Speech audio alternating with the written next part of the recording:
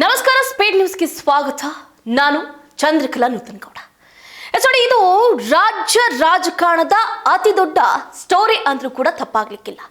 ಇದು ಕೇವಲ ರಾಜ್ಯ ರಾಜಕಾರಣ ಅಷ್ಟೇ ಅಲ್ಲದೆ ಕೇಂದ್ರ ರಾಜಕಾರಣಕ್ಕೂ ಕೂಡ ಸಂಬಂಧ ಪಡುವಂತಹ ವಿಷಯ. ಹೌದು ನೋಡಿ, ಕೇಂದ್ರದ ಅತಿ ಪವರ್ಫುಲ್ ಮಿನಿಸ್ಟರ್ ಒಬ್ಬರು ತಮ್ಮ ಸ್ಥಾನಕ್ಕೆ ರಾಜೀನಾಮೆಯನ್ನ ಕೊಡೋದು ಫಿಕ್ಸ್ ಆಗಿದೆ. ಸೋಮವಾರ ಅವರ ಸ್ಥಾನಕ್ಕೆ ರಿಸೈನ್ ಮಾಡುವಂತಹ ಸಂದರ್ಭ ಒದಗಿ ಬಂದಿರುವಂಥದ್ದು.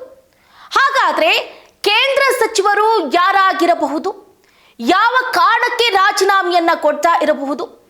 ನಮ್ಮ ಕರ್ನಾಟಕದ ಸಚಿವರನ್ನ ಅಂದ್ರೆ ಅವ್ರಿಗೇನಾದ್ರೂ ಮನಸ್ಸಿಗೆ ಬೇಜಾರನ್ನ ಉಂಟು ಮಾಡಿದ್ರ? ಹಾಗಾದ್ರೆ ಆ ಸಚಿವರು ಯಾರು ಅನ್ನುವಂತಹ ಪ್ರಶ್ನೆ ಇದೀಗ ಎಲ್ಲರಲ್ಲೂ ಕೂಡ ಮೂಡ್ತಾ ಇದೆ.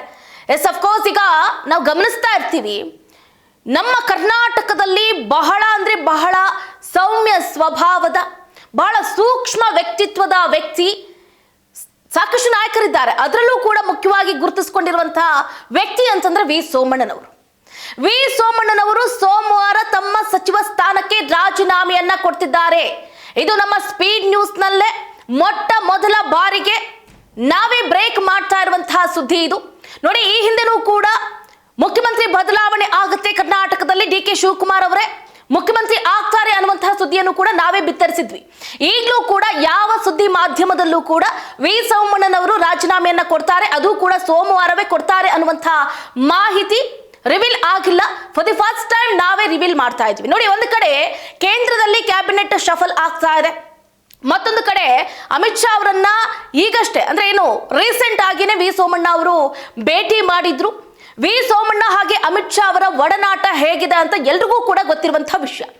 ಲಿಂಗಾಯತ ಸಮುದಾಯದ ಪ್ರಬಲ ನಾಯಕರಲ್ಲಿ ಗುರುತಿಸಿಕೊಂಡಿರುವಂತಹ ವಿ ಸೋಮಣ್ಣ ಅವರು ಅಮಿತ್ ಶಾ ಅವರ ಜೊತೆಯಲ್ಲಿ ಬಹಳ ಅಂದ್ರೆ ಬಹಳ ಉತ್ತಮ ಒಡನಾಟವನ್ನು ಹೊಂದಿದ್ದಾರೆ. ಅಮಿತ್ ಶಾ ಅವರು ಹೇಳಿದ್ರು ಅಂತ 2 ಕ್ಷೇತ್ರದಲ್ಲಿ ಸ್ಪರ್ಧೆ ಮಾಡಿ ಸೋತು ಆ ನಂತರ ಈಗ ಕ್ಯಾಬಿನೆಟ್ ಮಿನಿಸ್ಟರ್ ಆಗಿದ್ದಾರೆ, ಕೇಂದ್ರದಲ್ಲಿ ಸಚಿವರಾಗಿದ್ದಾರೆ, ರೈಲ್ವೆ ಖಾತೆಯನ್ನ ನಿಭಾಯಿಸಿಕೊಂಡು ಹೋಗ್ತಿದ್ದಾರೆ. ಆದ್ರೆ ಈಗೇನಾಯ್ತಪ್ಪ, ಯಾಕೆ ರಾಜೀನಾಮೆಯನ್ನ ಕೊಡ್ತಾ ಇದ್ದಾರೆ? ಕೇಂದ್ರ ನಾಯಕರ ಜೊತೆ ಉತ್ತಮ ಒಡನಾಟವನ್ನ ಹೊಂದಿದ್ದಾರೆ, ಎಲ್ಲವೂ ಕೂಡ ಸಲೀಸಾಗಿ ಹೋಗ್ತಾ ಇದೆ. ಆಲ್ ಆಫ್ ದಿ ಸಡನ್ ಏನಾಯ್ತು ಅನ್ನುವಂಥ ಪ್ರಶ್ನೆಯೂ ಕೂಡ ಉದ್ಭವ ಆಗ್ತಾ ಇದೆ. ನೋಡಿ, ಒಂದು ಕಡೆ ನಾವು ಗಮನಿಸಬೇಕಾಗಿರುವಂತಹ ಅಂಶ ಏನು ಅಂತಂದ್ರೆ, ನಮ್ಮ ಕರ್ನಾಟಕದಲ್ಲಿ ರಾಜ್ಯಾಧ್ಯಕ್ಷ ಸ್ಥಾನಕ್ಕೆ ಎಷ್ಟು ಪೈಪೋಟಿ ಇತ್ತು ಅನ್ನೋದು ಈ ಹಿಂದೆನೂ ಕೂಡ ಗೊತ್ತಿದೆ, ಈಗಲೂ ಕೂಡ ಗೊತ್ತಿದೆ. ಆ ಸ್ಥಾನದಲ್ಲಿ ಈಗ ಸದ್ಯಕ್ಕೆ ಕೂತಿರುವಂತಹ ನಾಯಕ ಅಂತಂದ್ರೆ ಮಾಜಿ ಮುಖ್ಯಮಂತ್ರಿಗಳ ಪುತ್ರ, ಅಂದ್ರೆ ಮಾಜಿ ಮುಖ್ಯಮಂತ್ರಿ BS ಯಡಿಯೂರಪ್ಪನವರ ಪುತ್ರ BY ವಿಜಯೇಂದ್ರ ಅವರು ಕೂತಿದ್ದಾರೆ. ಆ ಸ್ಥಾನವನ್ನ, ಆ ಪಟ್ಟವನ್ನ ಅಲಂಕರಿಸಿದ್ದಾರೆ. ಬಟ್ ಇಲ್ಲಿ ಈ ಹಿಂದೆ ಈ ರಾಜ್ಯಾಧ್ಯಕ್ಷ ಸ್ಥಾನಕ್ಕೆ ಎಷ್ಟು ಪೈಪೋಟಿ ಇತ್ತು? ಹಿರಿಯ ನಾಯಕರು ದುಂಬಾಲ್ ಬಿದ್ದಿದ್ರು. ಮುಖ್ಯವಾಗಿ ನಾವು ಗಮನಿಸಬೇಕಾಗತ್ತೆ, ವಿ ಸೋಮಣ್ಣ ಅವರಾಗಿರ್ಬೋದು, ಯತ್ನಾಳ್ ಅವರಾಗಿರ್ಬೋದು, KS ಈಶ್ವರಪ್ಪನವರಾಗಿರ್ಬೋದು, CT ರವಿ ಅವರಾಗಿರ್ಬೋದು, ಅಷ್ಟೇ ಅಲ್ಲದೆ ಸುನೀಲ್ ಅವರು ಕೂಡ ಪೈಪೋಟಿಯನ್ನ ಕೊಟ್ಟಿದ್ರು. ಆದ್ರೆ ಎಲ್ಲೋ ಒಂದು ಕಡೆ ಕರ್ನಾಟಕದಲ್ಲಿ ಮುಖ್ಯವಾಗಿ ಈ ಕುಟುಂಬ ರಾಜಕಾರಣ ಅನ್ನೋದ್ರಲ್ಲಿ ವಿ ಸೋಮಣ್ಣ ಅವರಿಗೆ ರಾಜ್ಯಾಧ್ಯಕ್ಷ ಸ್ಥಾನ ತಪ್ಪಿತು. ಯತ್ನಾಳ್ ಅವರು ಕೂಡ ಪಕ್ಷದಿಂದ ಉಚ್ಚಾಟನೆ ಆದ್ರು, ಈಶ್ವರಪ್ಪನವರು ಕೂಡ ಪಕ್ಷದಿಂದ ಉಚ್ಚಾಟನೆ ಆಗುವಂತಹ ಸಂದರ್ಭ ಬಂತು. ಆಗ BY ವಿಜಯೇಂದ್ರ ಅವರಿಗೆ ರಾಜ್ಯಾಧ್ಯಕ್ಷ ಸ್ಥಾನದ ಮೇಲೆ ಕಣ್ಣು ಬಿತ್ತು. ಅಷ್ಟೇ ಸಲೀಸಾಗಿ ಇತ್ತ ಯಡಿಯೂರಪ್ಪನವರು ಕೂಡ ಮಗನಿಗೆ ರಾಜ್ಯಾಧ್ಯಕ್ಷ ಸ್ಥಾನವನ್ನ ಕೊಡಿಸೋದ್ರಲ್ಲಿ ಯಶಸ್ವಿ ಆದ್ರು. ಅದಾದ ನಂತರ ಇಲ್ಲಿ ನಾವು ಗಮನಿಸಬೇಕಾಗಿರುವಂತಹ ಅಂಶ ಏನು ಅಂತಂದ್ರೆ, ರಮೇಶ್ ಜಾರಕಿಹೊಳಿ ಅವರು ಕೂಡ ಒಂದು ಕಡೆ ಹರಿಹಾಯ್ದ್ರು. ಹಿರಿಯ ನಾಯಕರನ್ನ ಬಿಟ್ಟು ಈ ಹುಡುಗನಿಗೆ, ಮೀಸೆ ಚಿಗುರದ ಹುಡುಗನಿಗೆ ರಾಜ್ಯಾಧ್ಯಕ್ಷ ಸ್ಥಾನ ಕೊಡುವುದು ಎಷ್ಟರ ಮಟ್ಟಿಗೆ ಸರಿ? ಇದು ಒಂಥರ ಅವಮಾನ ಅಲ್ವಾ? ಎಷ್ಟೋ ಜನ ನಾಯಕರಿದ್ದಾರೆ, ಹಿರಿಯ ನಾಯಕರಿದ್ದಾರೆ, ಪಕ್ಷವನ್ನ ಕಟ್ಟಿ ಬೆಳೆಸಿ ಬಂದಂತಹ ನಾಯಕರನ್ನ ಹೊರತುಪಡಿಸಿ ನೀವು ನಿಮ್ಮ ಮಗನಿಗೆ ಕುಟುಂಬ ರಾಜಕಾರಣದ ಹೆಸರಲ್ಲಿ ರಾಜ್ಯಾಧ್ಯಕ್ಷ ಸ್ಥಾನ ಕೊಡೋದು ಎಷ್ಟರ ಮಟ್ಟಿಗೆ ಸರಿ? ಇದನ್ನ ನಾವು ಒಪ್ಕೊಳ್ಳೋದಿಲ್ಲ ಅಂತ ಈಗಲೂ ಕೂಡ ಆ ಮಾತುಗಳು ಕೇಳಿ ಬರ್ತಾ ಇದೆ. ಅಸಮಾಧಾನ ಕೂಡ ಹಾಗೆ ಭುಗಿಲೆದ್ದಿದೆ. ಈಗ ಈ ರಾಜ್ಯಾಧ್ಯಕ್ಷ ಸ್ಥಾನಕ್ಕೆ ಹೊಸಬರನ್ನ ಆಯ್ಕೆ ಮಾಡಬೇಕು. ರಾಜ್ಯಾಧ್ಯಕ್ಷ ಸ್ಥಾನಕ್ಕೆ ಹಿರಿಯರನ್ನ ಕೂರಿಸಿದ್ರೆ ಬಿಜೆಪಿಯಲ್ಲಿ ಈ ವೈಷಮ್ಯಗಳು, ಬೇಸರಗಳು ಅಥವಾ ತಂದಿಟ್ಟು ತಮಾಷೆ ನೋಡುವಂತಹ ಕೆಲಸಗಳಿಗೆ ಬ್ರೇಕ್ ಹಾಕಬಹುದು ಅಂತ ಎಲ್ಲೋ ಒಂದು ಕಡೆ ಬಿಜೆಪಿಯ ದಂಡ ನಾಯಕರು, ಮುಖ್ಯವಾಗಿ ಕೇಂದ್ರ ಸಚಿವರಾಗಿರುವಂತಹ ಅಮಿತ್ ಶಾ ಅವರು ಆಲೋಚನೆ ಮಾಡಿದಂತೆ ಕಾಣಿಸ್ತಾ ಇದೆ.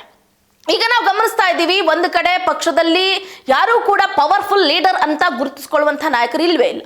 ಯತ್ನಾಳ್ ಅವರಿದ್ರು, KS ಈಶ್ವರಪ್ಪನವರಿದ್ರು, ಅವರೀಗ ಯಾವ ಪರಿಸ್ಥಿತಿಯಲ್ಲಿದ್ದಾರೆ, ಯಾವ ಸ್ಥಾನದಲ್ಲಿದ್ದಾರೆ ಅಂತ ಎಲ್ರಿಗೂ ಕೂಡ ಗೊತ್ತಿರುವಂತಹ ವಿಷಯ. ಸೊ ಹಾಗಾಗಿ ಈಗ ಕೇಂದ್ರದ ನಾಯಕರಿಗೆ ಬಹಳ ಅಂದ್ರೆ ಪುಣ್ಯಕೋಟಿಯ ರೀತಿಯಲ್ಲಿ, ಕಾಮಧೇನುವಿನ ರೀತಿಯಲ್ಲಿ ಕಾಣಿಸಿರೋದು ವಿ ಸೋಮಣ್ಣನವರು. ವಿ ಸೋಮಣ್ಣನವರಿಗೆ ಅಂದ್ರೆ ಏನ್ ನೋಡಿ, ಗಮನಿಸಬಹುದು, ವಿ ಸೋಮಣ್ಣನವರು ಯಾವತ್ತೂ ಕೂಡ ಕೇಂದ್ರ ನಾಯಕರ ಮಾತಿಗೆ ಇಲ್ಲ ಅಂದವರು ಅಲ್ಲ. ಅವ್ರು ಏನ್ ಹೇಳಿದ್ರು ಕೂಡ ಕೇಳುವಂತಹ ವ್ಯಕ್ತಿತ್ವ. ಸೊ ಹಾಗಾಗಿ ಈ ಪವರ್ಫುಲ್ ಲೀಡರ್ಗೆ ಒಂದು ಒಳ್ಳೆ ಸ್ಥಾನಮಾನ ಕೊಡಬೇಕು. ಯಾವುದ್ರಲ್ಲೂ ಕೂಡ ತಂಟೆ ತಕರಾರಿಲ್ಲ. ತುಮಕೂರಿನ ಸಂಸದರು, ಕೇಂದ್ರ ರೈಲ್ವೆ ಖಾತೆ ರಾಜ್ಯ ಸಚಿವ ವಿ ಸೋಮಣ್ಣ ಅವರಿಗೆ ಒಂದು ಉತ್ತಮ ಸ್ಥಾನವನ್ನ ಕೊಡಲೇಬೇಕು. ಅವರ ವ್ಯಕ್ತಿತ್ವ ಅಥವಾ ಅವರ ವಯಸ್ಸಿನ ಅಂತರವನ್ನ ಗಮನಿಸಬೇಕಾಗುತ್ತೆ. 75 ವರ್ಷ ತುಂಬಿದ್ರೂ ಕೂಡ ಅವರಲ್ಲಿ ಅದೇ ರೀತಿಯಾದಂತಹ ಸಹನೆ ಇದೆ, ಅದೇ ಸೌಮ್ಯತೆ ಇದೆ. ಕರ್ನಾಟಕದ ಪ್ರಮುಖ ರಾಜಕೀಯ ನಾಯಕರಲ್ಲಿ ವಿ ಸೋಮಣ್ಣ ಅವರು ಕೂಡ ಗುರುತಿಸಿಕೊಂಡಿದ್ದಾರೆ. ಲಿಂಗಾಯತ ಸಮುದಾಯಕ್ಕೆ ಸೇರಿದಂತಹ ವಿ ಸೋಮಣ್ಣ ಅವರಿಗೆ ರಾಜ್ಯದ ಎಲ್ಲ ಪ್ರಮುಖ ಪಕ್ಷಗಳಿಂದಲೂ ಕೂಡ ಶಾಸಕರಾಗಿ ಆಯ್ಕೆಯಾಗಿದ್ದಾರೆ.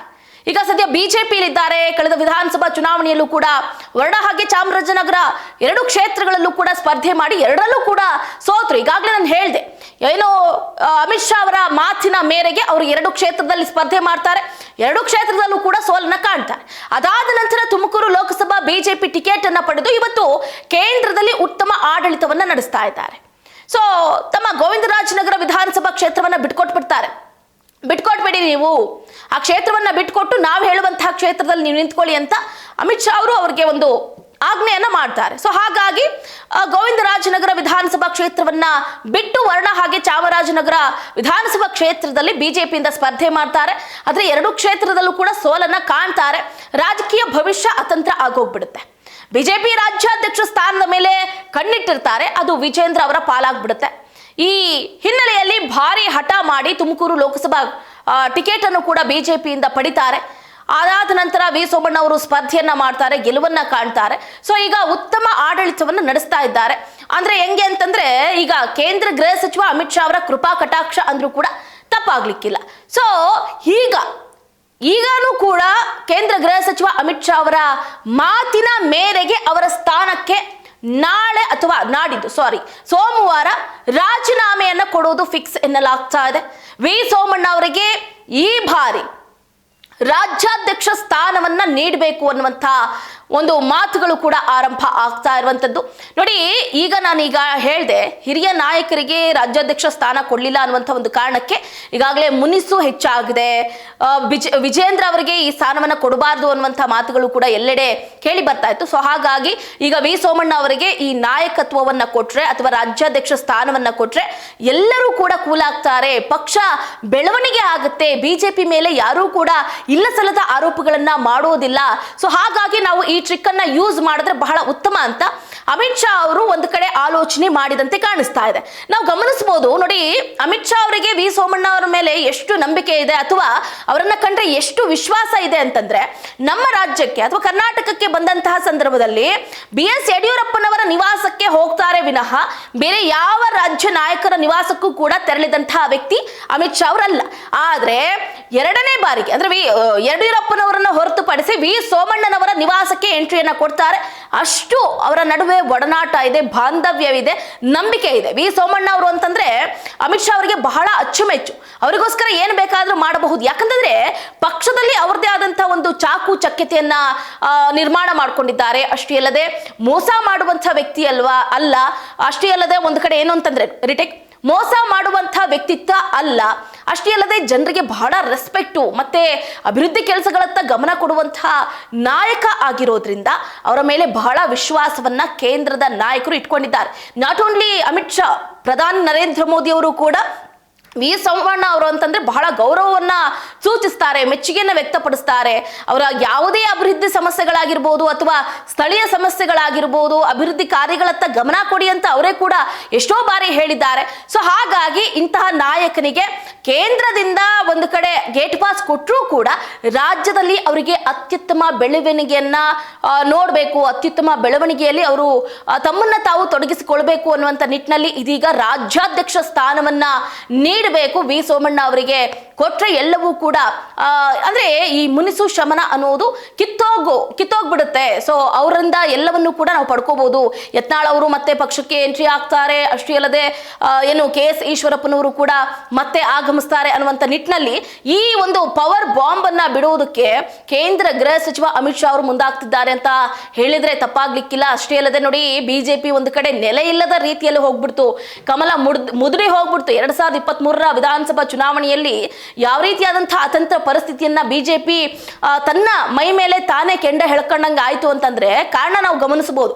ಯಾರು ಪವರ್ಫುಲ್ ಲೀಡರ್ಗಳಿಲ್ಲ, ಅಂದ್ರೆ ಎದುರಾಳಿ ವ್ಯಕ್ತಿಯನ್ನ ಎದುರಿಸಿ ಮಾತಾಡುವಂತ ನಾಯಕ ಎಲ್ಲೋ ಒಂದು ಕಡೆ ಕಡಿಮೆ ಆಗೋಗ್ಬಿಟ್ರು. ಇದ್ರು ಇಲ್ಲ ಅಂತಲ್ಲ, CT ರವಿ ಅವರಾಗಿರ್ಬೋದು, ಸುನೀಲ್ ಅವರಾಗಿರ್ಬೋದು, ಏನು ರಮೇಶ್ ಜಾರಕಿಹೊಳಿ ಅವರಾಗಿರ್ಬೋದು, ಯತ್ನಾಳ್ ಅವರಾಗಿರ್ಬೋದು, ಸಾಕಷ್ಟು ನಾಯಕರಿದ್ರು. ಆದ್ರೆ ಅವರು ದಿಕ್ಕು ದೆಸೆ ಇಲ್ಲದೆ ಒಂದೊಂದು ಕಡೆ ಹೋಗ್ಬಿಟ್ರು. ಸೊ ಹಾಗಾಗಿ ಈ ಸಂದರ್ಭದಲ್ಲಿ ಬಿಜೆಪಿ ಕಂಪ್ಲೀಟ್ ಆಗಿ ಒಡೆದ ಮನೆ ಅಂತ ಆಗೋಯ್ತು. ಆಗ ಏನಾಯ್ತು, ಬುನಾದಿ ಇಲ್ಲದೆ ಇರುವಂತಹ ಮನೆಯಲ್ಲಿ ಯಾವೊಬ್ಬ ಕುಟುಂಬಸ್ಥರು ಕೂಡ ಇರೋದಕ್ಕೆ ಇಷ್ಟಪಡಲಿಲ್ಲ. ಸೊ ಹಾಗಾಗಿ ಸ್ವಪಕ್ಷದ ನಾಯಕರ ವಿರುದ್ಧನೇ, ಮುಖ್ಯವಾಗಿ ನಾವು ಯತ್ನಾಳ್ ಅವರನ್ನ ಗಮನಿಸಬಹುದು, BY ವಿಜಯೇಂದ್ರ ಹಾಗೆ BS ಯಡಿಯೂರಪ್ಪನವರನ್ನ ಈಗಲೂ ಕೂಡ ಅವರು ಒಂದು ಕಡೆ ತರಾಟೆಗೆ ತೆಗೆದುಕೊಳ್ತಾನೆ ಇರ್ತಾರೆ. ಸೊ ಇದು ಏನಾಗ್ತಿದೆ ಅಂದ್ರೆ ಕಾಂಗ್ರೆಸ್ಗೆ ಎಲ್ಲೋ ಒಂದು ಕಡೆ ರೋಗಿ ಬಯಸಿದ್ದು ಹಾಲು ಅನ್ನ, ವೈದ್ಯ ಹೇಳಿದ್ದು ಹಾಲು ಅನ್ನೋ ರೀತಿಯಲ್ಲಿ ಸ್ವಪಕ್ಷದ ನಾಯಕರೇ ಕಿತ್ತಾಡ್ಕೊಳ್ತಿದ್ದಾರೆ. ಇನ್ನು ಆ ಪಕ್ಷ ಉದ್ಧಾರ ಆಗೋದಿಲ್ಲ ಅಂತ ಕಾಂಗ್ರೆಸ್ನ ನಾಯಕರು ಕೂಡ ಒಂದು ಕಡೆ ಮಾತಾಡ್ಕೊಳ್ತಿದ್ದಾರೆ. ಸೊ ಹಾಗಾಗಿ ಇದೆಲ್ಲವನ್ನ ಗಮನಿಸಿರುವಂತಹ ಬಿಜೆಪಿ ಈಗ ಇದಕ್ಕೊಂದು ಪುಲಿ ಸ್ಟಾಪ್ ಅನ್ನ ಇಡ್ಲೇಬೇಕು. ರಾಜ್ಯಾಧ್ಯಕ್ಷ ಸ್ಥಾನದಲ್ಲಿ BY ವಿಜಯೇಂದ್ರ ಅವರು ಕೂತಿರೋದಕ್ಕೇನೆ ಅಲ್ವಾ ಇಷ್ಟೊಂದೆಲ್ಲ ಪ್ರಾಬ್ಲಮ್ ಆಗ್ತಾ ಇರೋದು. ಅವರನ್ನ ಕೆಳಗಿಳಿಸಿ, ಸದ್ಯಕ್ಕೆ ರಾಜಕಾರಣ ಮಾಡಿದ್ದಾರೆ, 3 ವರ್ಷಗಳ ಕಾಲ ಅಧಿಕಾರವನ್ನ ಅದ್ಭುತವಾಗಿ ಮಾಡಿದ್ದಾರೆ. ಇನ್ನು 2 ವರ್ಷಗಳ ಕಾಲ ಉತ್ತಮ ನಾಯಕನನ್ನ, ಅಂದ್ರೆ ಉತ್ತಮ ರಾಜಕಾರಣಿಯನ್ನ ಮತ್ತೆ ಆ ಸ್ಥಾನಕ್ಕೆ ಕೂರಿಸೋಣ. ಆ ಸ್ಥಾನಕ್ಕೆ ವಿ ಸೋಮಣ್ಣ ಅವರು ಪರ್ಫೆಕ್ಟ್ ಮ್ಯಾನ್ ಅಂತ ಒಂದು ಕಡೆ ಕೇಂದ್ರದ ನಾಯಕರು ಆಲೋಚನೆ ಮಾಡಿದಂತೆ ಕಾಣಿಸ್ತಾ ಇದೆ. ಸೊ ಹಾಗಾಗಿ ಸೋಮವಾರ ವಿ ಸೋಮಣ್ಣ ಅವರು ತಮ್ಮ ಕೇಂದ್ರ ಸಚಿವ ಸ್ಥಾನಕ್ಕೆ ರಾಜೀನಾಮೆ ಕೊಡೋದ್ರಲ್ಲಿ ಯಾವುದೇ ರೀತಿಯಾದಂತ ಅನುಮಾನ ಇಲ್ಲ.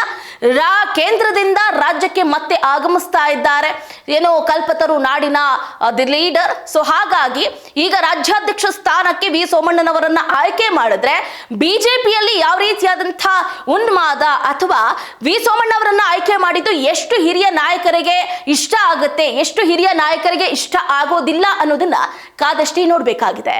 ಇದಾಗಿತ್ತು ಇವರೆಗಿನ ಅಪ್ಡೇಟ್. ನೋಡ್ತಾ ಇರಿ ಸ್ಪೀಡ್ ನ್ಯೂಸ್, ಸುದ್ದಿ ನಿಮ್ಮದು, ವೇಗ ನಮ್ಮದು.